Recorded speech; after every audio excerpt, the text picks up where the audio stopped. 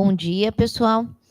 Então, hoje eu tenho a honra de apresentar a doutora Fabíola Paula Galhardo Risati, médica pneumologista da área de atuação em medicina do sono, professora da disciplina de pneumologia da Unifesp, professora do curso de medicina da Faculdade de Ciências da Saúde Albert Einstein, coordenadora do ambulatório de distúrbios respiratórios do sono da disciplina de pneumologia da Unifesp.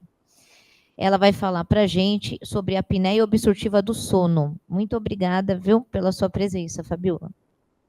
Eu que agradeço, Luciana. Agradeço você, agradeço a Carla que me convidou. Então, é um prazer estar aqui falando com vocês hoje. Eu vou compartilhar minha tela aqui. Se tiver algum problema no compartilhamento, aí vocês me avisam, por favor. Uns aspectos mais práticos para vocês, já que essa plateia é composta assim por um público bastante misto, algumas pessoas que vão ter um conhecimento maior, outro menor da apneia, também por residentes e eventuais outras pessoas que quiseram participar. Então, eu vou abordar aspectos um pouco mais práticos da doença. Eu vou passar por esses tópicos aqui. E não sei como as outras apresentações funcionam, mas caso vocês queiram interromper, fazer alguma pergunta durante a apresentação, vocês sintam-se à vontade, tá? Então, eu vou definir a doença, falar um pouco de epidemiologia, da clínica, dos principais fatores de risco que a gente tem para desenvolvimento da doença, como é que se dá a fisiopatologia, que consequências a gente tem dessa doença, as ferramentas hoje disponíveis para nós fazermos os diagnósticos da apneia do sono e que opções que a gente tem de tratamento e por que a gente deve tratar a doença e vou concluir. Então, começando, como muitos de vocês já sabem, o que é a apneia do sono? A apneia acontece quando existe uma cessação completa ou uma diminuição importante de fluxo na via aérea superior durante o sono. E essa cessação completa de fluxo ou parcial de fluxo aéreo acontece repetidas vezes. Então, é uma diminuição que é chamada de hipopneia, ou uma cessação completa, que é chamada de apneia, de quê? Do fluxo aéreo, aonde? Na via aérea superior, em que momento? Durante o sono. E isso acontece de maneira repetida.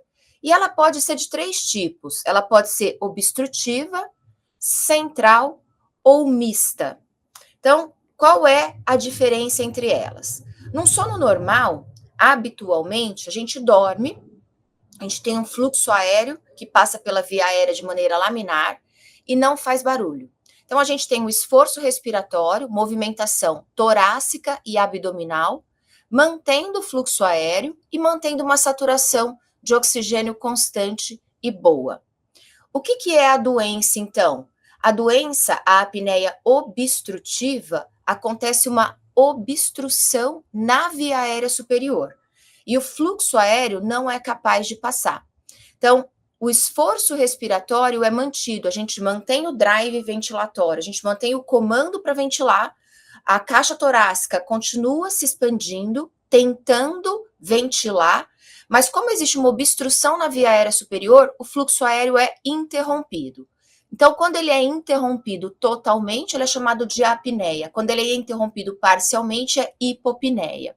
Como consequência dessa interrupção do fluxo aéreo na via aérea superior por uma obstrução, existe uma queda de oxigenação. E o que seria, então, a apneia central? A apneia central, ela se caracteriza por uma diminuição de drive ventilatório, de diversas causas. Pode ser uma causa de uma doença, por exemplo, de sistema nervoso central, um uso de medicamento, por exemplo, opioide. A via aérea superior, nesse caso da apneia central, ela está aberta. Então, não tem nenhuma oclusão. Mas não existe esforço respiratório, porque você não tem drive. Então, diferentemente da apneia obstrutiva, onde o drive é mantido, a gente tem esforço respiratório, na central não há esforço respiratório. Obviamente, como não há esforço respiratório, você não expande a caixa torácica, você não tem fluxo e, consequentemente, você também vai ter uma desoxigenação. E a apneia mista é uma apneia que se caracteriza por períodos de apneias centrais que terminam com apneias obstrutivas. São apneias que apresentam as características das duas apneias. Habitualmente, a gente caracteriza como um predomínio de obstrutivo ou central. E hoje o objetivo dessa discussão aqui não é falar sobre a apneia central, é falar então sobre a apneia obstrutiva.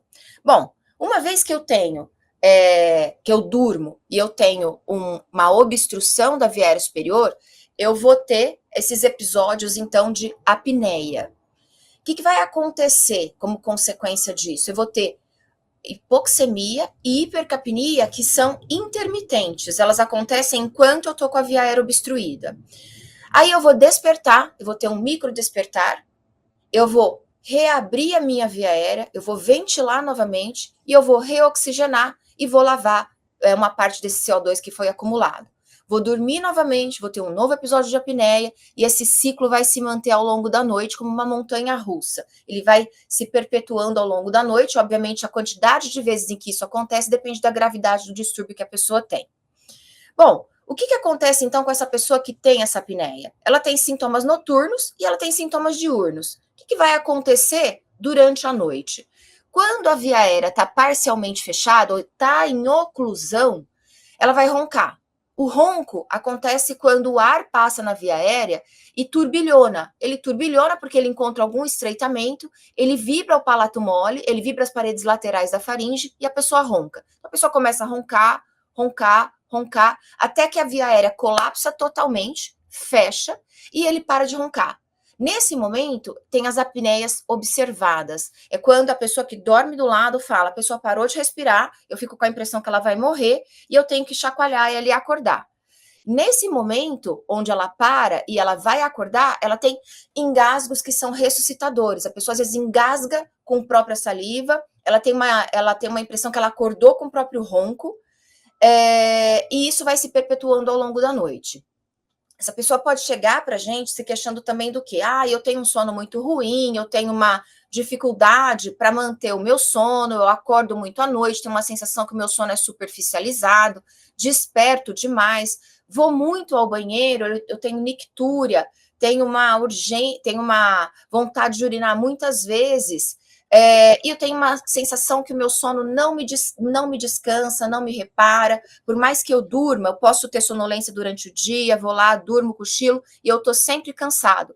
Seja dormindo 8 horas, 7 horas, eu tô muito, muito cansado, meu sono nunca é de qualidade. Então, ele vai ter essa queixa noturna. E como consequência desse sono bastante ruim durante a noite, vão acontecer uma série de consequências diurnas. Obviamente, essa pessoa vai estar fadigada, cansada, ela vai ser uma pessoa mais sonolenta, com uma sensação que o sono não repara, pode acontecer dor de cabeça pela manhã, e podem acontecer ainda sintomas diferentes, como problema de atenção, de concentração, de memória, déficits cognitivos leves. A pessoa pode ficar mais para uma alteração de humor um pouco mais depressivo, e até pode se confundir com transtorno depressivo. Então, é uma doença que altera bastante a qualidade de vida da pessoa. Às vezes ela passa anos desse jeito, roncando, com pausa respiratória, com esse sono ruim, vai atribuindo o sono de má qualidade a outros fatores, estresse, privação de sono, e não se dá conta que tem essa doença. E essa doença, ela é bastante subdiagnosticada. Muitos desses pacientes passaram por nós, e nós não desconfiamos que eles tivessem apneia. Na graduação de medicina, inclusive, poucos de nós teve contato com essa doença ao longo da nossa formação. Nós provavelmente vamos aprender sobre essa doença ao longo da residência em clínica médica, e alguns nem assim. Então, por que eu fui convidada, por que a Carla me chamou para falar com vocês sobre isso? Porque ela é uma doença muito prevalente e porque a gente precisa ter o conhecimento, saber quando a gente vai pensar nisso num paciente que vai passar pela gente. A prevalência estima-se globalmente em torno de 15 a 20% em homens, 5 a 10% em mulheres. E aqui a gente já pode ver uma característica fundamental da doença, um fator de risco, que ela é mais comum em homens em relação às mulheres. No estudo populacional que foi feito em São Paulo, em 2007, do grupo da Escola Paulista de Medicina, o que foi visto? Que na cidade de São Paulo, estima-se que 32,8% da população tenha algum grau de apneia obstrutiva do sono, ou seja, 1/3 da população de São Paulo. Então, o que a gente vê, o que a gente diagnostica, muito provavelmente é só a pontinha do iceberg. Esses pacientes que a gente suspeita que tenham apneia e a gente consegue fazer o diagnóstico, a doença é muito mais prevalente do que a gente imagina e do que a gente é capaz de diagnosticar. Então, principais fatores de risco. Em que tipo de paciente vocês vão desconfiar que isso possa acontecer? Está aqui o principal fator de risco da doença. Além do que eu já comecei a comentar, que ela é mais comum em homens, ela é muito prevalente na obesidade. A gente está vivendo uma pandemia de obesidade, né? O peso da população geral tem aumentado, a boa parte da população está com sobrepeso ou obesidade, e esse aqui é o principal fator de risco para a doença. Então, o paciente que passa com a gente, que tem marcadores antropométricos de obesidade, índice de massa corporal, indicando obesidade principalmente 3 e 4, são os pacientes que têm maior fator de risco. Na obesidade, acontece um acúmulo de gordura cervical. E não é só no subcutâneo. Essa gordura, ela também se acumula na língua, no gengioglosso e nas paredes laterais da faringe. Isso faz com que a faringe fique com a área de secção transversa menor e faz com que ela fique mais colapsável durante o sono. É mais fácil dela colabar durante o sono. Então, esse é um dos mecanismos que a obesidade, pelo qual a obesidade contribui para a apneia. Qual é o outro mecanismo pelo qual a obesidade contribui com a apneia? Na obesidade, acontece também um depósito de gordura visceral. Quando existe essa gordura visceral maior e a pessoa se deita para dormir, existe uma elevação do diafragma. O diafragma se eleva e ela não consegue expandir muito bem a caixa torácica durante a respiração. Qual vai ser a consequência disso? A gente vai ter uma menor tração caudal da traqueia. Se a gente tem uma maior tração caudal da traqueia, com essa expansão pulmonar adequada, a via aérea superior ela fica menos colapsável. Portanto, como consequência, uma pessoa mais obesa, que tem maior quantidade de gordura visceral, a gente tem menor tração caudal da traqueia e da via aérea superior, e a via aérea superior fica mais colapsável. Então, soma-se uma via aérea que já tem uma área de secção transversa menor, uma menor tração caudal, essa via aérea fica muito mais colapsável, mais fácil de se fechar durante o sono. Outros fatores de risco são fatores de risco crâniofaciais, tanto de partes moles quanto de parte óssea. Então, de parte óssea, a pessoa que tem retrognatia, o queixo retroposicionado, onde o lábio inferior ele está mais avançado do que o queixo. Pessoas com micrognatia, com queixo hipodesenvolvido. Geralmente essas pessoas elas têm mordida classe 2, a mandíbula avançada, a maxila, avançada em relação à mandíbula. Isso é uma alteração óssea e o tratamento aqui tem que ser cirúrgico, com avanço da mandíbula. Ou a pessoa que tem uma hipoplasia não de mandíbula, mas de maxila, ela tem, então, ao contrário deste outro aqui, ela tem um avanço da mandíbula em relação à maxila, uma hipoplasia aqui da maxila, ela vai ter como consequência uma via aérea superior mais estreita do ponto de vista ósseo, e aquela parte mole que tem que caber ali, ela fica dentro de um contingente mais estreito, facilita o colapso da via aérea durante o sono. E falando de alterações de partes moles, porque eu falei então das alterações ósseas, de partes moles a gente vai olhar o tamanho da língua em relação à cavidade oral e o tamanho da amígdala. Como é que a gente vê o tamanho da língua em relação à cavidade oral? Pela classificação que vocês conhecem, que é o Mallampati. O Mallampati clássico é com a língua para fora.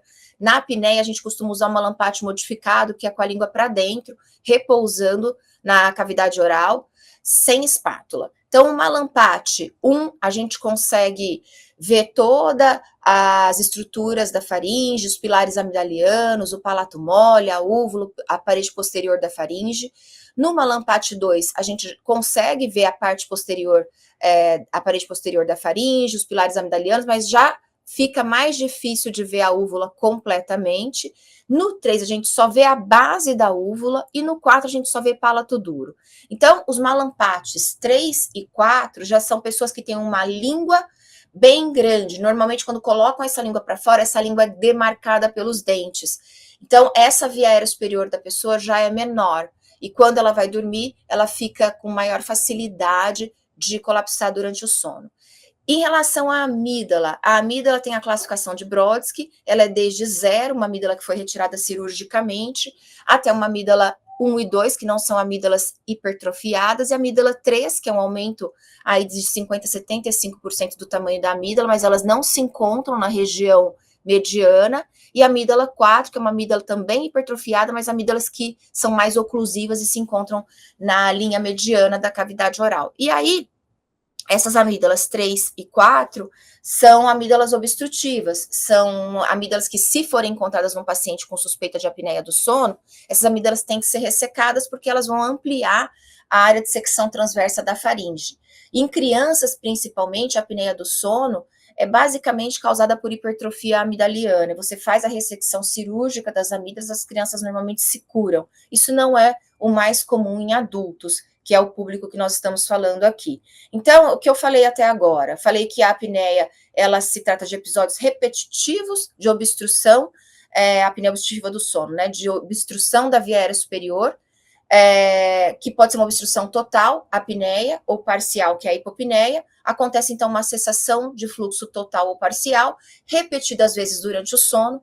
Durante essa obstrução vai acontecer hipocapnia, hipercapnia e hipoxemia intermitentes. A pessoa desperta, ventila, retoma a troca gasosa, dorme de novo e esse ciclo vai se mantendo. Fator de risco principal: obesidade, também podemos ter alterações crâniofaciais, retrognatia, micrognatia, atresia de maxila, a língua grande e volumosa vista pelo Malampate 3 e 4 e as amígdalas hipertrofiadas da classificação de Brodsky 3 e 4.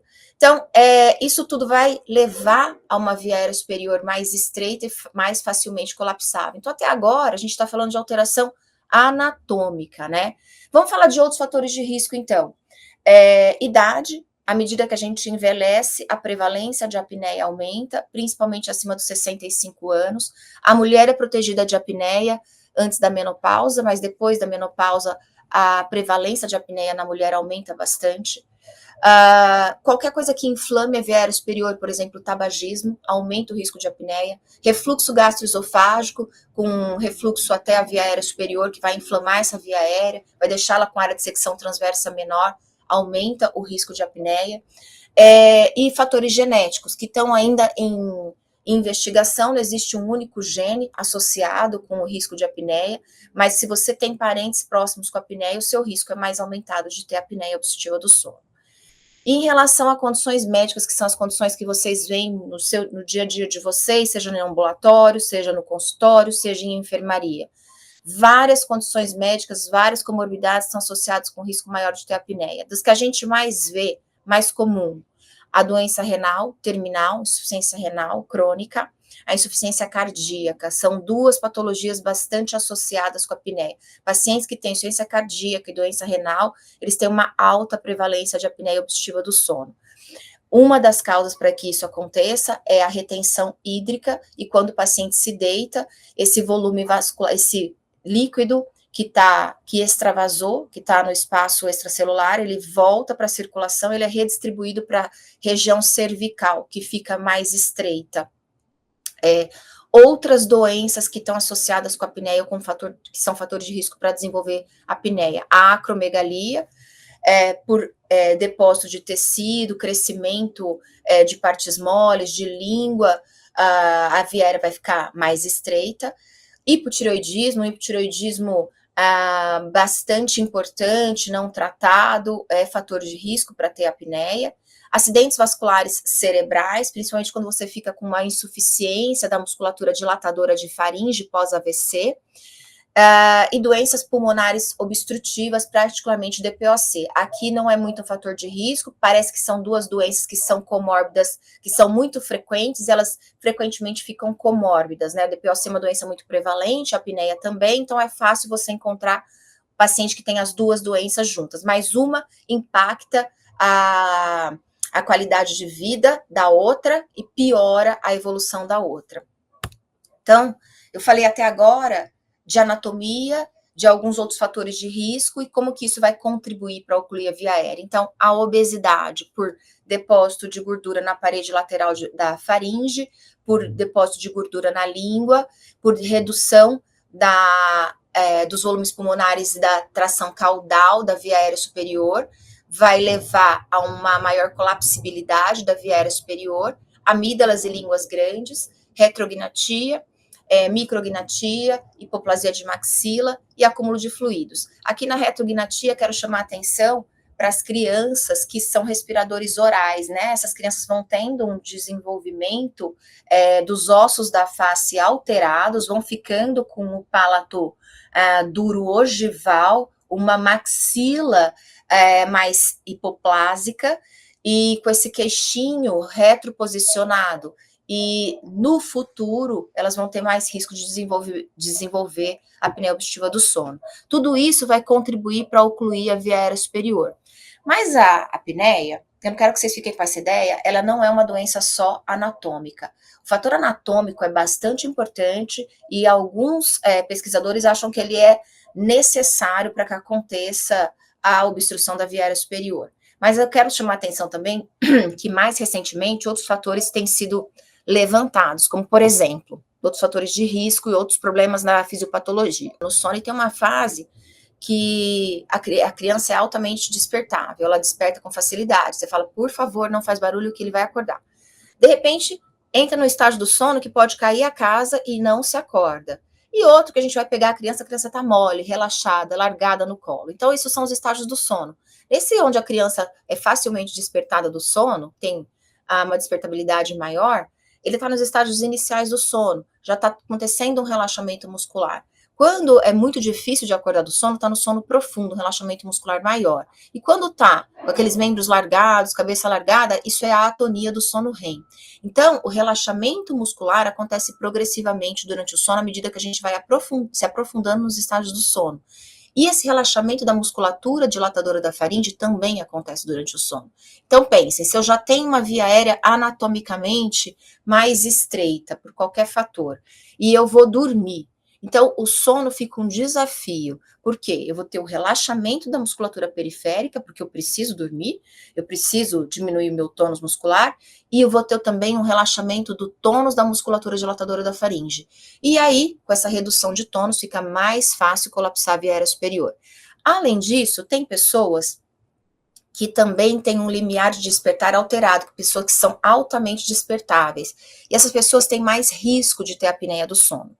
E outras têm ainda uma instabilidade do controle ventilatório. Essa instabilidade do controle ventilatório, essa despertabilidade, estão sendo motivos de pesquisa e de fatores de intervenção para se tratar a apneia do sono. Assim como o relaxamento muscular com medicamentos. Mas hoje em dia eles estão só em nível de pesquisa e a gente não tem uma aplicação mais clínica disso, tá? Então, sempre que vocês pegarem um paciente com apneia do sono, vocês vão atrás de fatores anatômicos, porque existem fatores que são fáceis ou que são passíveis de correção. Por exemplo, a retrognatia, hipoplasia de maxila, hipertrofia amidaliana, a obesidade, tá? E se vocês tiverem pacientes com comorbidades cardiovasculares e renais, ou endocrinológicas, ou for uma mulher na menopausa, fiquem atentos para esses outros fatores de risco que, sendo tratados, diminuem a prevalência da apneia. Então, vamos passar um casinho aqui para a gente ficar numa coisa mais prática para vocês, né? Eu vou dar um exemplo aqui de um paciente de 65 anos, homem, natural e procedente de São Paulo, é um advogado aposentado. Ele procura atendimento porque ele está com uma queixa de sono ruim há 5 anos. Uma pessoa ativa que ainda trabalha, mas está tendo uma qualidade de sono bastante ruim. Ele foi encaminhado pelo cardiologista para investigação de distúrbio respiratório do sono. O cardiologista ficou atento a esse paciente. Por quê? Porque ele é um paciente hipertenso em tratamento e não está tendo um bom controle do tratamento da pressão. Então, o paciente, ao ser abordado, ele fala que ele tem o quê? Ele tem roncos altos, que atrapalha a parceira dele de cama, ele tem engasgos noturnos com o próprio ronco, pausas respiratórias presenciadas pela esposa há 5 anos. Então, ronco, engasgos e pausas respiratórias. Junto com isso, ele fala que o sono dele é muito ruim, muito leve, que ele desperta várias vezes durante o sono, e ele tem nictúria 3 vezes por noite. Depois que ele acorda para urinar, ele volta a dormir rapidamente. Ele vai dormir por volta das 22h30, ele demora 10 minutos para dormir, dorme rapidamente, acorda às 6 horas com o despertador, e apesar de ter dormido das 22h30 até às 6 da manhã, ele ainda acorda cansado. Ele queixa-se de fadiga e sonolência durante o dia, e ele chega a ter disponibilidade para cochilar depois do almoço cerca de 40 minutinhos. E mesmo assim, ele ainda se sente cansado. Ao fazer a avaliação da sonolência dele pela escala de sonolência de Epworth, que é uma escala que muitos de vocês devem estar habituado, que você coloca as condições corriqueiras de pessoas, como, por exemplo, qual é a chance dela cochilar, vendo TV, conversando com outra pessoa, se ela puder descansar à tarde, e outras situações, no volante, e você pontua de 0, sem chance de cochilar nenhuma nessas situações monótonas, né, ou não monótonas como dirigir, até 3, vou cochilar certamente, você faz uma pontuação e maior ou igual a 10 na pontuação da escala de Epworth significa sonolência excessiva. Então, ele pontuou 16. E a gente tem ferramentas de triagem de apneia do sono, vários questionários que vocês já conhecem, Stop Bang, Berlin, NOSAS, e foi aplicado o Stop Bang para ver o risco de apneia e ele tinha 7 pontos, que significam alto risco de apneia. Eu nem precisaria aplicar o Stop Bang nele, só de saber que ele é hipertenso, está em tratamento e não está com bom controle, tem ronco alto, engasgos, pausa respiratória, despertares, nictúria, queixas de fadiga e sonolência, a gente já poderia suspeitar, e pela idade e sexo, de apneia obstrutiva do sono. Nos antecedentes, a hipertenso em tratamento foi encaminhado pelo cardiologista, está utilizando valsartana em dose máxima, 25 mg de hidroclorotiazida e 10 mg de amlodipino. E mesmo assim, o controle pressórico dele não está bom. Ele não é diabético, não é cardiopata, não tem insuficiência cardíaca, não tem coronariopatia, não teve antecedentes de acidentes vasculares cerebrais, nem arritmia, nem transtorno de humor. Fez amidalectomia na infância e fez uma septoplastia nasal na juventude há 30 anos. Não fuma e não é etilista. No exame físico está com 110 quilos, tem 1,90 m de altura, um IMC de 30,47, circunferência cervical de 44. A amígdala dele é 0, o malampate modificado é classe 3, ou seja, a amígdala não é um fator obstrutivo, mas a língua dele é grande para a cavidade oral. É aquele malampate que a gente vê só a pontinha da úvula, palato mole. A PA está 16, 160 por 100, a frequência cardíaca 88, frequência respiratória normal e saturação normal em ar ambiente. Se você não tem nenhuma normalidade ou outra, além da pressão arterial alterada, no exame físico, nem respiratório, nem cardíaco, nem abdominal. Bom, com isso aqui, paciente desse jeito, a gente pode ver que ele tem uma hipertensão, ele está usando 3 drogas para tratamento da pressão, e 3 drogas que têm ações sinérgicas, e essas drogas estão otimizadas, e ele não está com bom controle de pressão. No mapa, o cardiologista já tinha pedido, observou-se que ele não tinha um descenso noturno da pressão arterial. Ele era aquele paciente que, ao dormir, ele não tinha uma queda esperada da pressão arterial. E com essa clínica toda, o cardiologista desconfiou, então, que ele tivesse apneia obstrutiva do sono, e encaminhou para avaliação. Então, ele tem uma hipertensão arterial resistente ao tratamento, que é a PA do consultório elevada, usando o paciente 3 ou mais classes de antihipertensivos que têm ações sinérgicas em doses máximas ou toleradas por ele, sendo um deles, de preferência, um diurético tiazídico. E nesses pacientes com hipertensão resistente ao tratamento, existe uma alta prevalência de apneia, de 25% a 50% dos casos. E a apneia obstrutiva do sono, ela é uma causa de hipertensão secundária em mais de 80% dos pacientes. Então, nesses pacientes que não têm descenso noturno, tem hipertensão arterial resistente, é obrigatório se desconfiar ou se investigar a apneia obstrutiva do sono. E a suspeita é que ele tem uma apneia obstrutiva do sono. Bom, aí eu queria perguntar para vocês. Vocês têm esse paciente, foi encaminhado para o cardiologista, um paciente corriqueiro, né? Paciente que é hipertenso, está tomando medicamento, não está controlando. O que vocês fariam para ele? Como é que vocês abordariam esse paciente? Vocês pediriam uma polissonografia diagnóstica no laboratório de sono, que é chamada de tipo 1. Vocês pediriam uma polissonografia diagnóstica completa também, com todos os canais, no domicílio. Ela é exatamente igual a essa daqui, feita no laboratório de sono, mas o técnico vai na casa dele, monta e depois vai no dia seguinte retirar. Ela é chamada de tipo 2. Vocês pediriam uma polissonografia split night, que é metade de diagnóstico, metade com tratamento com CPAP. Ou a vantagem dela é que você já sai com a pressão de tratamento do CPAP. Vocês pediriam já de cara uma polissonografia com CPAP, uma vez que é alta probabilidade clínica de apneia do sono. Não precisa nem fazer a polissonografia diagnóstica. Vocês pediriam um exame simplificado em casa, que é só da parte respiratória, que é a polissonografia ou poligrafia tipo 3, que só tem fluxo respiratório, o oxímetro e uma cinta de movimentação torácica. Ou vocês pediriam a oximetria noturna apenas, que o mais comum do mercado hoje é chamado de Biologics. O que a gente pode ter de opção para esse paciente? Paciente que não tem grandes comorbidades, é só hipertenso, 65 anos, homem alta probabilidade clínica pré-teste. Quais são as nossas opções aqui para ele?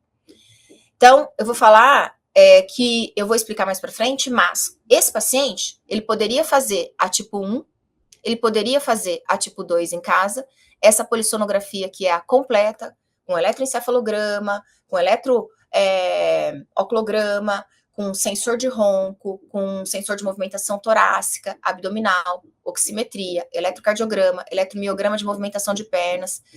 Essa polissonografia aqui também é a completa, mas ela é obrigatoriamente feita no laboratório de sono. A gente deixa para pedir essa polissonografia só nos pacientes com altíssima probabilidade, que você já tem uma urgência em tratar. Por quê? Porque você só tem metade da noite para fazer o diagnóstico e metade da noite para titular a pressão de CPAP, então pode não ser suficiente esse período de titulação. E para você titular o CPAP na mesma noite, obrigatoriamente o paciente tem que ter apneia moderada ou grave na primeira metade. Então, se o paciente não tem esses critérios, ele não deve ir para CPAP, essa polissonografia tem que virar uma de diagnóstico. Eu não pediria uma polissonografia com CPAP já inicialmente, por quê? Porque ele tem que fazer o diagnóstico, tem que ver a gravidade. Ele é um candidato para fazer poligrafia em casa, porque eu não suspeito de nada neurológico, apesar dele despertar bastante, ele tem uma alta probabilidade pré-teste, ele não tem doenças comórbidas, hipoxêmicas, cardiológicas, neurológicas, que fazem com que a gente não recomende uma poligrafia ou um exame simplificado. E eu não recomendaria o Biologics, por quê? Porque ele é um exame de triagem, ele não é um exame diagnóstico, ele dá o índice de dessaturação. Então, a partir daqui, esse paciente teria que, mesmo vindo positivo, fazer uma polissonografia diagnóstica. Então, eu pediria uma polissonografia diagnóstica completa no laboratório de sono, que foi o que ele fez, né? Ele fez essa polissonografia, e o que a polissonografia mostrou? Ele dormiu mal na noite de exame, ele teve uma eficiência do sono, desculpa, de 45%, o normal é maior que 85%. Isso só fala de qualidade, de quantidade, não de qualidade do sono. Então, ele dormiu mal, ele ficou bastante acordado depois que ele dormiu, ele teve vários despertares que deixaram ele em vigília, isso reduziu a eficiência do sono dele. Ele teve vários microdespertares, com índice de microdespertar de 75 por hora, esse índice, o normal é até 15 por hora, não teve movimentação de perna, e ele teve 63 apneias obstrutivas, 84 hipopneias, pausas completas da respiração, 84 pausas parciais, isso dá um índice de apneia e hipopneia de 40,18 por hora, que é o IAH. O IAH é a métrica que a gente usa hoje para fazer a classificação de gravidade de apneia. E eu vou mostrar para vocês, então, que esse índice de apneia e hipopneia acima de 30 já caracteriza uma apneia grave. E a saturação dele ficou uma média de 95% durante o exame, a gente vê que ele não é um grande dessaturador. E os estágios do sono mostraram o quê? O estágio N1 é o mais superficial do sono, a gente fica até 5% do sono nesse estágio. Ele ficou 66%, um sono super superficializado. O estágio N2, a gente fica metade da noite nesse estágio, ele ficou 18% só. Estágio N3, que é o estágio profundo do sono, a gente fica em torno aí de 13% a 20% nesse estágio, ele ficou 14%, e o REM a gente fica 20% a 25%, ele ficou 0%. Ou seja, ele está superficializando o estágio do sono dele, o sono dele não vai mais para o sono mais profundo e fica mais superficial. Por quê? Porque ele tem a oclusão da via aérea superior repetitiva durante o sono e ele desperta demais. E a qualidade do sono dele fica bastante ruim, o que justifica os sintomas noturnos e os sintomas diurnos que ele tem. Bom, então aqui na polissonografia dele, o que a gente pode ver? Aqui são os canais de eletroencefalograma, aqui é o sensor de ronco, aqui é o sensor da cânula nasal de fluxo, o termistor oral, que não está funcionando porque ele está uma linha reta, a cinta de movimentação torácica, a cinta de movimentação abdominal. O que a gente observa aqui? A cinta de movimentação torácica continua funcionando, mas ele não tem fluxo, então é uma apneia obstrutiva. Aqui, a mesma coisa, a cinta de movimentação torácica continua movimentando, então tem movimentação torácica, mas não há fluxo aéreo, apneia obstrutiva. Isso vai se repetindo ao longo da noite. E quando vocês recebem esse exame, tem esse resumo da noite aqui, onde normalmente mostram-se os estágios do sono aqui. A gente vê que o sono dele é super fragmentado, ele não faz os ciclos de sono. Cada pontinho verde aqui são as apneias que ele tem, os despertares em amarelo, as dessaturações em vermelho, ronco, posição corporal e aqui o traçado de saturação. O que a gente observa? Muitas apneias obstrutivas, um sono bastante fragmentado, com muitos despertares e dessaturações frequentes, apesar de ele ter ficado com uma média lá de 95% ao longo da noite. Então, esse paciente ele tem uma apneia obstrutiva grave, que auxilia ou contribui para o não controle ou não descenso noturno, não controle da pressão arterial, apesar do uso de medicamentos, e o não descenso noturno da pressão dele.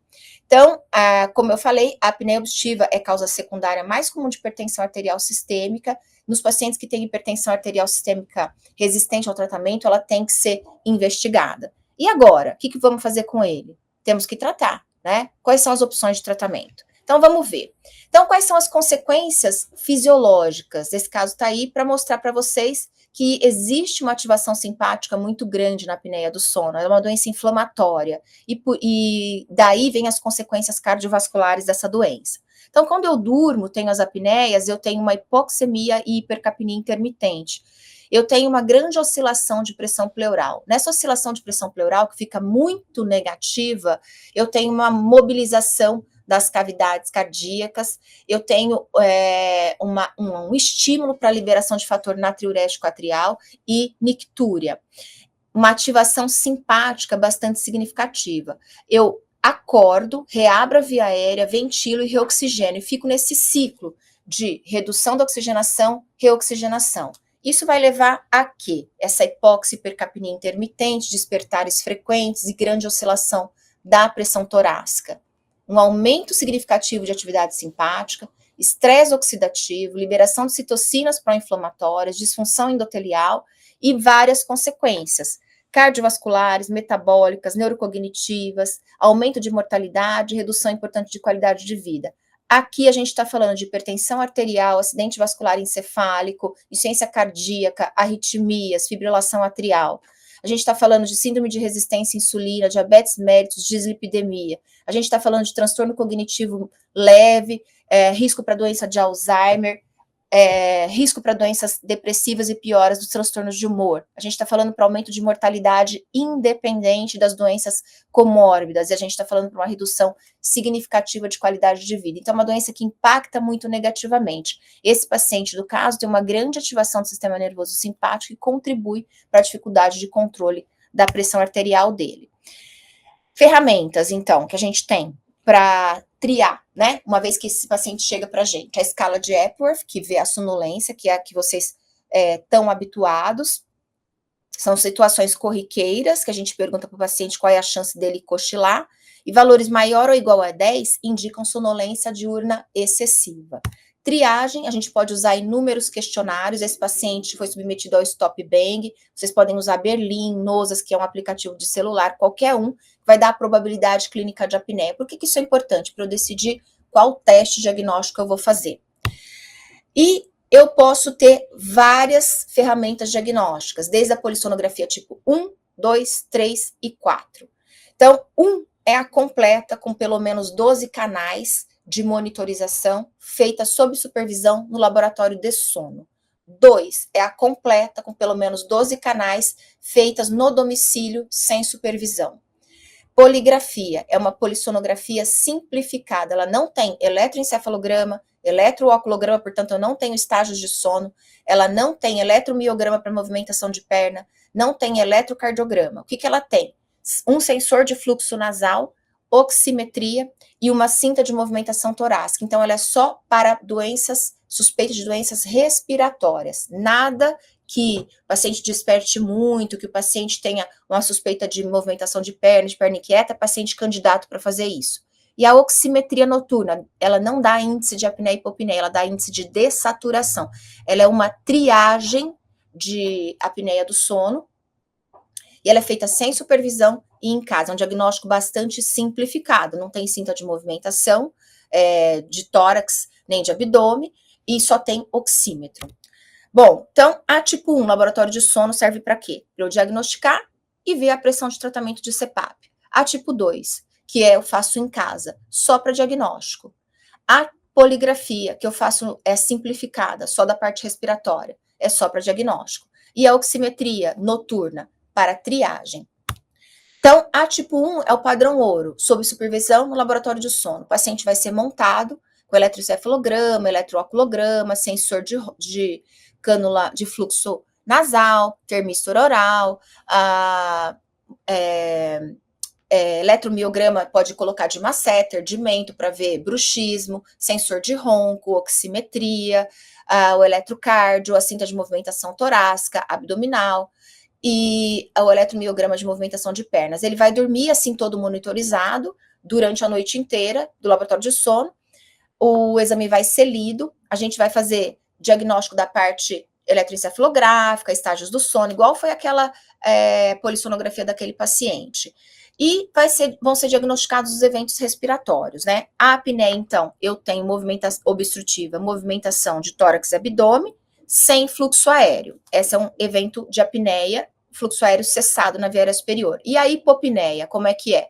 É uma redução do fluxo aéreo de pelo menos 30%, que se mantém por pelo menos 10 segundos, e eu vou ter ou um microdespertar, como consequência dessa redução do fluxo aéreo, ou uma dessaturação de pelo menos 3 pontos. E esses eventos vão ser marcados dessa maneira. Então, uma outra possibilidade diagnóstica é essa completa no domicílio. O técnico vai na casa do paciente, monta, ela é totalmente igual a tipo 1 no laboratório de sono, mas ele dorme na casa dele, no conforto do lar dele. No dia seguinte, o técnico vai e retira. Ela vai dar todos os parâmetros igual a padrão ouro. A tipo 3 é simplificada, é só para o paciente que você tem alta probabilidade pré-teste de apneia. Você não deve fazer esse exame simplificado no paciente que tem probabilidade intermediária ou baixa, porque ele faz subdiagnóstico, e você não deve indicar esse exame para um paciente que tem comorbidade cardiorrespiratória significativa, suspeita de hipoventilação, suspeita de apneias centrais. Esses pacientes devem ser levados para fazer o diagnóstico no laboratório. Esse aqui, então, é para quem? Paciente com alta probabilidade pré-teste de apneia, naquelas ferramentas de triagem, e que ele não tenha comorbidades cardiorrespiratórias e neurológicas significativas. Esse pode fazer diagnóstico simplificado, mas tem que ter alta probabilidade pré-teste.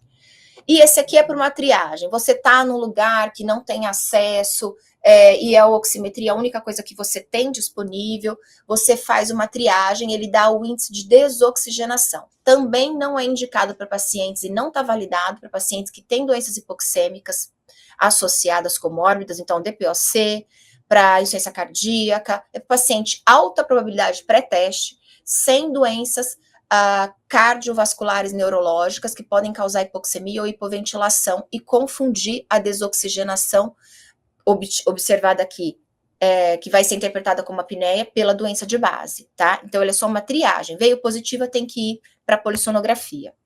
Então, uns exemplos clássicos aqui, por exemplo, esse paciente, 60 anos com sintoma clássico de apneia, obeso e hipertenso sem outra comorbidade. Ele pode fazer tanto a tipo 1, quanto a tipo 2, quanto a tipo 3.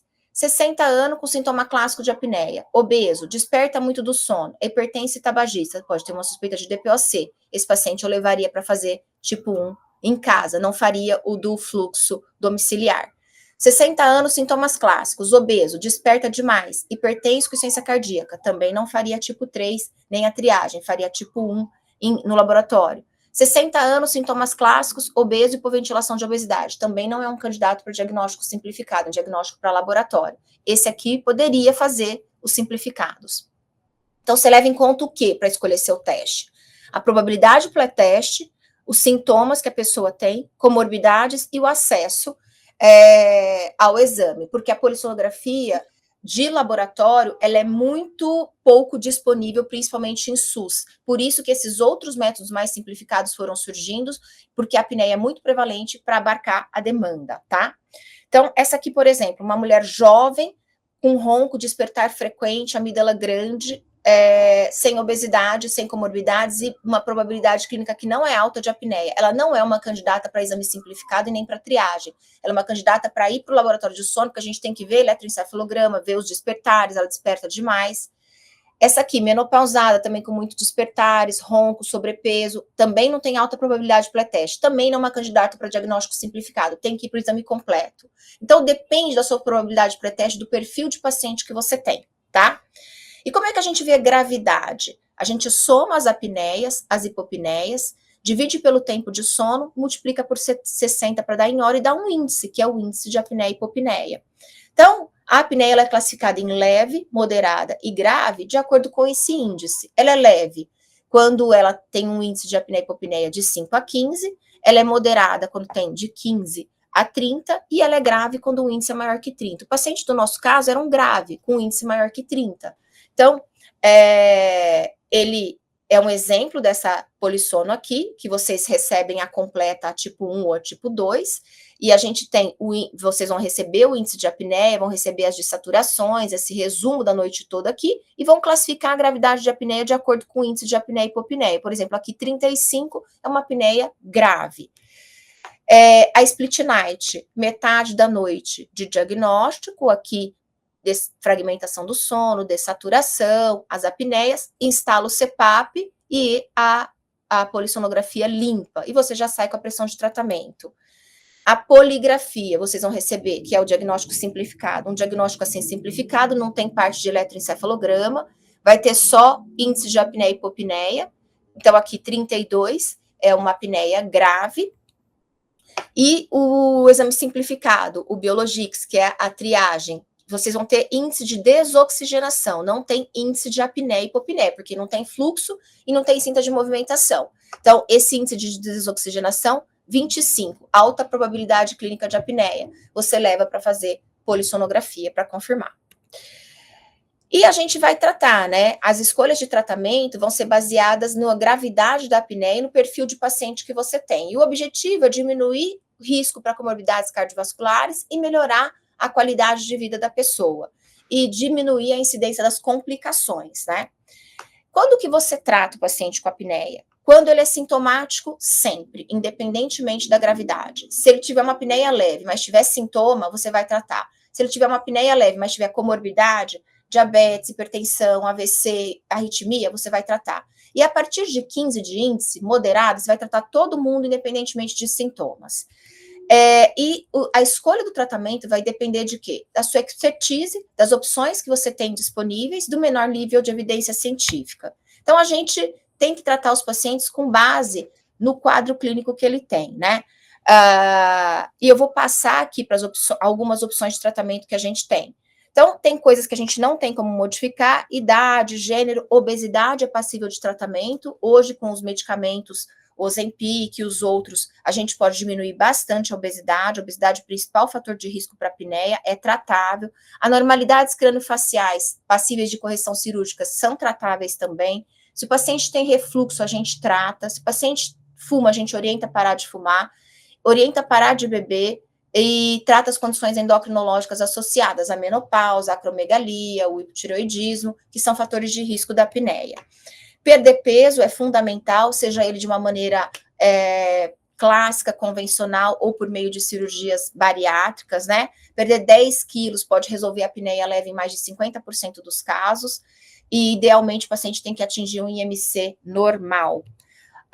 Evitar álcool, evitar drogas depressoras de sistema nervoso central, evitar o decúbito dorsal, parar tabagismo, isso ajuda no tratamento da apneia, são medidas comportamentais. E o CPAP não é para todas as pessoas, né? Não é para todos os pacientes. Então, a gente tem outras opções de tratamento que eu vou passar rapidamente aqui. O CPAP é um compressor de ar, ele faz um split pneumático na via aérea, deixa a via aérea aberta através de uma pressão positiva, vai evitar o colapso da via aérea durante o sono. Então, à medida que a gente aumenta a pressão, a área de secção transversa da via aérea também vai aumentar. E a gente vai estabelecer uma pressão ideal, que é a pressão onde as apneias, as hipopneias, elas são resumidas e elas ficam com índice de apneia e hipopneia menor que 5. Como é que a gente determina essa pressão? Eu posso pedir uma nova polissonografia no laboratório de sono e titular a pressão, que é o padrão ouro para ajuste pressórico, ou eu posso fazer uma titulação domiciliar. O que é a titulação domiciliar? O paciente vai para casa, então, na polissonografia, a polissonografia para titulação de CPAP, ele vem com a pressão sugerida de tratamento, que aboliu os eventos, você vai começar o tratamento nessa pressão.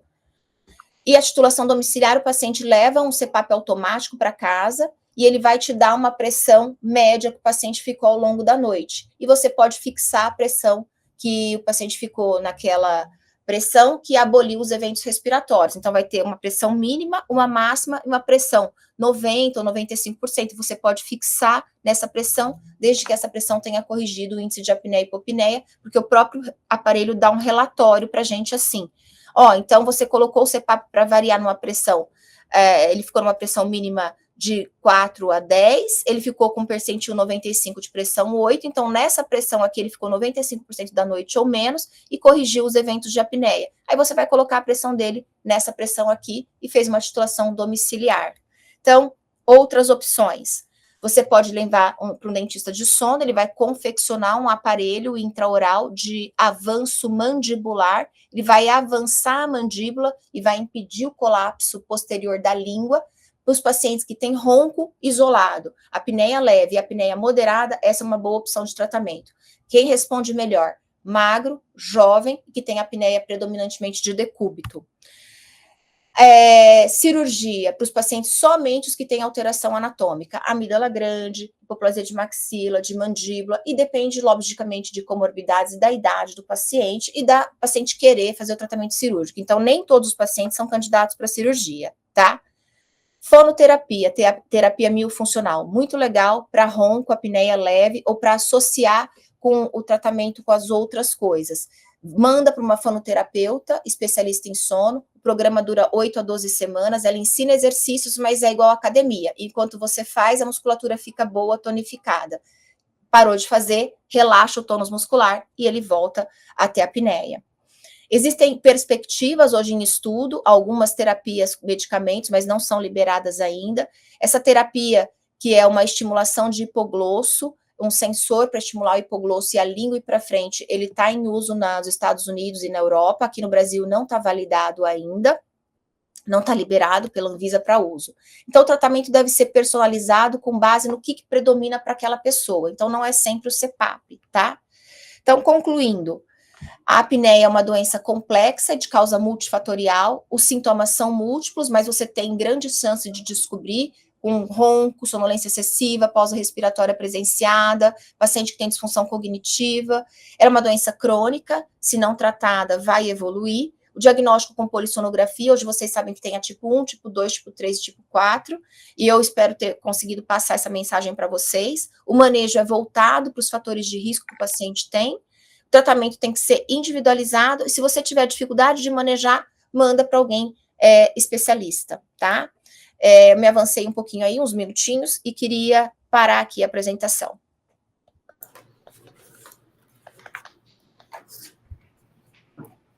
Muito obrigada, Fabiola, maravilhoso. Deixa eu perguntar aqui se alguém tem alguma dúvida. Se não tiver, eu tenho. Eu também tenho. Eu tenho algumas. Então pode começar, Priscila. Aqui tem 2 pessoas que têm. Fala você. Olha, a primeira dúvida é com relação ao limiar de despertabilidade, porque, bom, eu não tenho filhos, mas muitos pacientes têm, e aí no puerpério, claro, o limiar de despertabilidade fica alterado, a criança dorme dentro do quarto, faz mais barulho, enfim, eu entendo. Mas grande parte das mulheres me dizem, não, depois de ter filho, o seu sono nunca mais vai ser o mesmo. Elas dizem despertar com muito mais facilidade. E na menopausa, enfim, existem alterações hormonais, provavelmente o tônus muscular se altera e também desperta mais. A gestação, depois do puerpério, ela implica em alguma alteração que de fato altera o limiar de despertabilidade, ou isso é uma coisa subjetiva das mulheres? Eu acho que isso é muito mais comportamental, Priscila, porque do ponto de vista fisiológico não tem, não, tá? Porque ela volta a ter alteração, toda a ciclagem hormonal normal. Na menopausa, né, desconfia-se que seja por conta da queda dos hormônios, obviamente, porque eles são, principalmente a progesterona, é estimulante ventilatório. Mas depois da mulher, enquanto ela tá, se ela se recupera do puerpério, depois ela entra na ciclagem normal, né, ovariana, não tem porquê, tá?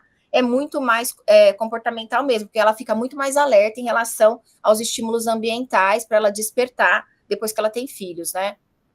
A outra coisa é, com relação à polissonografia, eu achava que todo o CPAP era automático, mas então não é. Não Depois de quanto tempo eu precisaria repetir a polissonografia? Ou eu só repetiria se o paciente, por exemplo, ficasse hipertenso ou alterasse o IMC? Ou, enfim, ou eu repito periodicamente? Então, assim, o CPAP, ele tem um CPAP mais simples, que ele é pressão fixa. Você colocou ele naquela pressão, ele fica naquela pressão a noite toda, no ciclo inspiratório e expiratório. O CPAP mais moderno é o CPAP automático. O que ele faz? Ele tem um algoritmo interno de detecção de eventos respiratórios, com base em queda de fluxo, em queda de impedância de via aérea, em vibração da máscara, tá? Aí ele detecta se aquelas alterações que ao longo da noite são apneias, hipopneias ou ronco. Então, se o paciente está tendo ronco por vibração da máscara, se cai o fluxo, ele detecta que isso é uma hipopneia. Se a via aérea fica com uma impedância alterada, ele detecta apneia ou hipopneia. Ele vai elevando a pressão ao longo da noite com base nesses testes que ele vai fazendo a noite toda. É óbvio que isso tem falha, porque ele não tem um sensor de movimentação para ver se a apneia é central ou obstrutiva. Mas ele consegue detectar esses eventos respiratórios. E você coloca para ele, você vai ciclar de tanto a tanto, você pode mudar a sua pressão de tanto a tanto, e ele vai te dar, então, no final daquela noite, qual é a média de pressão que o paciente ficou, por 190, por 195, e você vai ver qual foi a pressão que mais corrigiu o índice de apneia e hipopneia. Esse é o automático, tá? Você pode, ele também tem a opção de virar um CPAP fixo, mas ele pode continuar com tratamento automático. Então, essa é a primeira parte da sua pergunta. A segunda parte que você perguntou, que foi quanto tempo, qual é a necessidade de você repetir a polissonografia. Uma vez feito o diagnóstico, principalmente sendo uma apneia grave, você não tem necessidade de repetir, a não ser que o paciente engorde mais de 10% do peso corporal, que ele diminua mais de 10% do peso corporal, que os sintomas dele mudem, ou que ele tem uma apneia que você desconfia que tenha aumentado de gravidade, seja leve ou moderada, mas você acha que ela está ficando mais grave, você não confia naquele exame, você quer repetir. Ou ele ficou com alguma comorbidade que aumenta o fator de risco, uma insuficiência cardíaca, uma doença renal, ou uma doença metabólica, alguma outra coisa que você suspeita que possa ter mudado a gravidade do quadro. Mas, habitualmente, você fez o diagnóstico, você não tem necessidade de repetir. Agora, a titulação, você pode repetir. Se, por exemplo, na leitura do CPAP, ele vem com índice não controlado, se vem com muitas apneias centrais, se você desconfia que aquela leitura de cartão do aparelho não está fidedigna, aí você pode levar para o laboratório para titular no laboratório, tá? Tá, joia. E com relação ao diagnóstico, o ideal é que o paciente faça a polissonografia na posição em que ele costuma dormir, porque muitos pacientes dormem de lado e fazem a polissonografia em DDH ou ao contrário, e aí eu queria te perguntar, o que é mais fidedigno, eu fazer a polissonografia e fazer o diagnóstico em casa, no laboratório, e se essa questão do decúbito de fato muda o diagnóstico. Se eu fizer, o paciente pode não ter síndrome de apneia em decúbito lateral e ter em decúbito dorsal horizontal? Então, assim, você vai escolher fazer em casa, geralmente, quando o paciente, por exemplo, no laboratório, vou começar explicando no laboratório, vai ter um horário para ele chegar e vai ter um horário para ele ir embora. Então, normalmente, eles pedem para o paciente chegar entre 8 e 9 horas, e 6 horas da manhã eles acordam a pessoa. E lá para as 10 eles já falam, boa noite, desliga luzes, desliga a televisão, vamos começar a registrar. Para a pessoa que dorme esse horário e acorda esse horário, ele vai conseguir dormir. Mas para a pessoa, tem gente que gosta de dormir meia-noite, 1 hora e acordar 10 da manhã, por exemplo. Se ele for acordado 6 da tarde, ele não vai ter aquela parte final de sono REM para ele, então não vai ser muito legal. Esse paciente, por exemplo, é um paciente para você fazer no domicílio. O paciente que fala, não consigo dormir de jeito nenhum fora da minha casa, quero dormir na minha casa, não me sinto bem fora, ou eu tenho alguma questão que eu preciso dormir em casa, não posso sair, você vai fazer no domicílio. Desvantagem, se soltar algum eletrodo, você não tem como reconectar. Então, você pode perder o exame e pode ter que repetir. Isso é a maior desvantagem. Porque no laboratório, se soltar alguma coisa, o técnico está lá fora, ele vê, ele entra no quarto, tenta não acordar, reposiciona. O paciente tem nictúria também, né? Porque o paciente, se ele está em casa, ele não tem como desconectar, fazer xixi e voltar, né? Ele não tem, exatamente. Quando você está no laboratório, ele desconecta do cabeçal tal, e vai para o banheiro. Em casa é um pouco mais difícil, realmente. Mas tem gente que prefere fazer em casa. Na pandemia, por exemplo, a gente só fez em casa, que os laboratórios de sono ficaram fechados. Eu faço bastante em casa, muitos pacientes gostam de fazer, e eu tenho pouquíssimas perdas se for um laboratório bom. A sua outra pergunta foi fazer em casa? Qual foi a outra? Do decúbito. Se o paciente tem que fazer de lado ou... Normalmente, quando o paciente está fazendo a polissono, está todo montado, ele é muito difícil de dormir em outro decúbito que não seja o dorsal. Porque tem o sensor de fluxo, mesmo que ele goste de dormir prono, ou de lado consegue dormir, muitos dormem, mas é muito difícil. E o nosso sono, mesmo o sono habitual, ele não é homogêneo todas as noites. Então, se a gente fizer polissono hoje, uma polissono amanhã, o nosso índice ele vai variar. Já existem vários estudos mostrando isso, porque um dia a gente tem mais sono REM, outro menos, um a gente aprofunda mais, outro menos, um a gente bebeu, outro a gente não bebeu, um a gente dorme de barriga para cima, outro mais de lado. Então, o que a gente vê? Apneias predominantemente de decúbito dorsal são mais difíceis, e para você falar, é só de barriga para cima, ela tem que ser um índice de apneia o dobro das outras posições, tá? Então, não muda tanto para a gente, não. Uma vez que você viu um índice alterado, seja ele decúbito dorsal, decúbito lateral, você vai tratar se tiver indicação de tratamento, tá? Obrigada. Eu queria te perguntar, primeiro, em locais como o SUS, né, que não tem nada para fazer o diagnóstico, se a gente optar por fazer o teste da oximetria, o mais simples, ele tem um valor preditivo negativo bom ou não? Isso que eu não entendi. Eu consigo, por exemplo, afastar só com esse? Não. Isso vem normal? Não consegue, sabe por quê? Lembra lá, é assim, você tem, para você marcar uma apneia, você tem que ter uma queda de fluxo, uma cessação de fluxo, e mantendo a movimentação respiratória. Não é obrigatório dessaturar para você marcar essa apneia na polissonografia. Então, qual é a definição? Eu vou lá marcar. Você tem uma queda de fluxo, uma cessação de fluxo, mantendo esforço respiratório. Dessaturação não faz parte dessa classificação. Então, eu tenho vários pacientes que têm apneia e não dessaturam. E aí, o índice de desoxigenação, lá naquele diagnóstico simplificado, não vai ser alto. E eu tenho pacientes que, ao invés de dessaturar, despertam demais. Então, para eu marcar uma hipopneia, que é uma queda de fluxo de 30% ou mais, e eu tenho que ou ter um microdespertar ou uma dessaturação de 3%, ele pega essas dessaturações, a oximetria, mas ele não pega os despertares. Então, ele faz subdiagnóstico.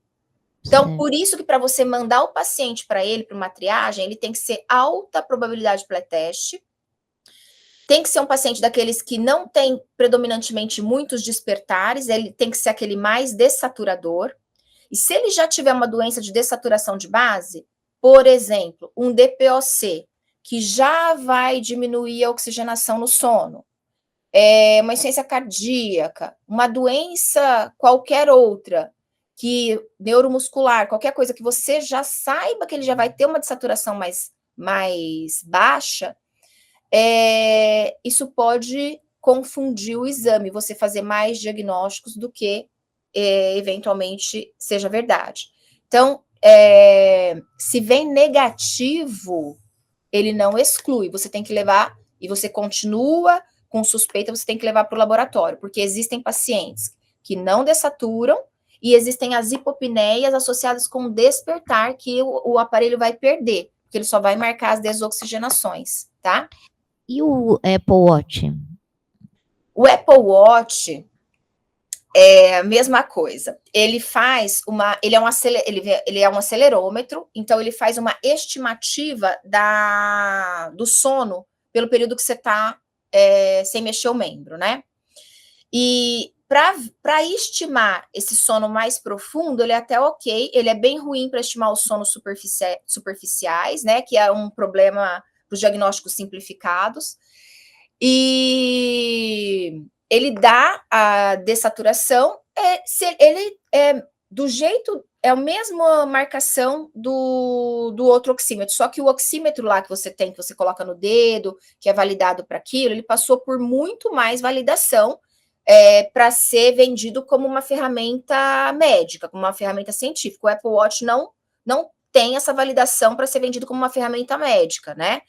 E o outro, ele vai te dar um índice de desoxigenação muito mais fidedigno, porque a cada 3% de queda em serra da saturação, ele marca um índice, tá?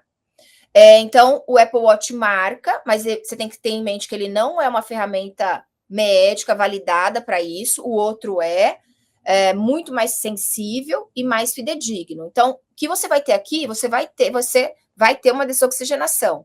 É totalmente confiável, validado? Falta estudo que valide isso para a gente usar essa desoxigenação aqui como para usar para fazer diagnóstico. Mas cada vez mais isso está sendo estudado. Tem um estudo agora correndo com o relógio smartwatch da Samsung, e logo vai ser publicado para comparar com polissonografia, com a desoxigenação da polissonografia. Mas ainda falta estudo para levar isso para a parte médica, tá? Para a gente indicar isso e confiar nisso aqui. E como é que estão os estudos em relação à diminuição de mortalidade com o uso do CPAP? Porque até a última vez que eu me lembro, ainda não tinha dado impacto, né? Não. Os estudos da parte cardiovascular foram bem decepcionantes, igual você está comentando, deve ser a esse que você está se referindo, né?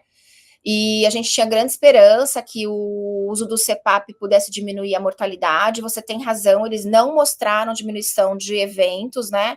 E de causa de óbito por qualquer causa cardiovascular. Existem vários problemas nos estudos, ou pelo aparelho, ou geralmente eles são problemas de adesão, porque para você ter desfechos melhores, os pacientes têm que usar pelo menos 4 horas, mais de 70% das noites, e a adesão não é boa ao CPAP, muitos desses estudos os pacientes usaram 3 horas ou menos, mas você tem razão que até agora ele não mostrou impacto no desfecho.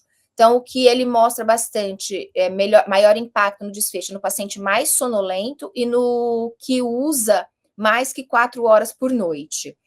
Naquele que tem boa adesão, mas os estudos de uma maneira global, que incluíram todos esses pacientes, os que usaram, os que não usaram, os que tiveram controle da apneia adequado, os que não tiveram, não mostraram impacto mesmo na mortalidade.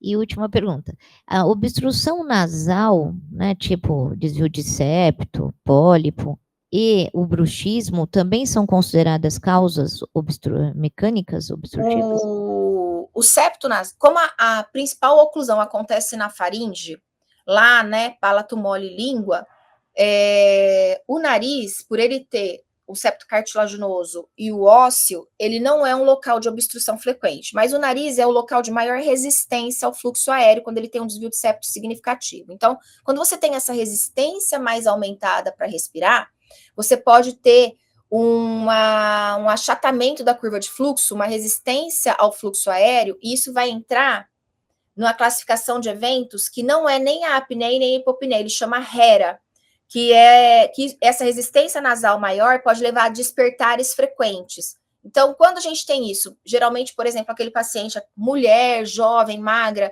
que tem rinite, desvio de septo e fala pra gente assim, olha, eu desperto demais, eu tô sempre muito cansada, independente de dormir um monte de horas. Essa pessoa normalmente tem aumento de resistência nasal, tem síndrome de resistência de via aérea. E aí, ele vai sim dar uma resistência ao fluxo aéreo, mas não vai dar essa apneia nem essa hipopneia, mas pode dar ronco por turbilhonar e aumentar a resistência ao fluxo aéreo e pode levar a maior despertabilidade, tá? E o desvio de septo, ele pode impedir o teu tratamento com CPAP, ele pode dificultar o teu tratamento com CPAP, porque hoje a gente prefere muito máscara nasal e não a naso-oral, porque a naso-oral, que pega nariz e boca, ela manda a língua para trás e a gente tem que usar pressões mais altas de tratamento associadas com mais vazamento e mais desconforto. Então, se você tem um desvio de septo e precisa tratar, por exemplo, você trata para você poder usar a máscara nasal. Então, objetivamente, obstrução nasal é um fator de risco porque ele vai aumentar a resistência ao fluxo de ar, ele pode causar eventos respiratórios que são os HERAs, que são os despertares respiratórios por aumento da resistência nasal, tá? E o bruxismo? O bruxismo não. O bruxismo aumenta a despertabilidade. Então, quando você tem o apertamento ou o ranger, você normalmente pode estar associado com despertares, mas fator de risco para a apneia, daí já não. Tá joia. Muito obrigada. Você quer perguntar? Tá. Muitíssimo obrigada, Fabiola. Maravilhoso, viu? Aprendemos muito. Que bom. Fico feliz de ter contribuído. Obrigada. Tchau, tchau. Obrigada. Tchau. Ótimo dia para vocês. Igualmente.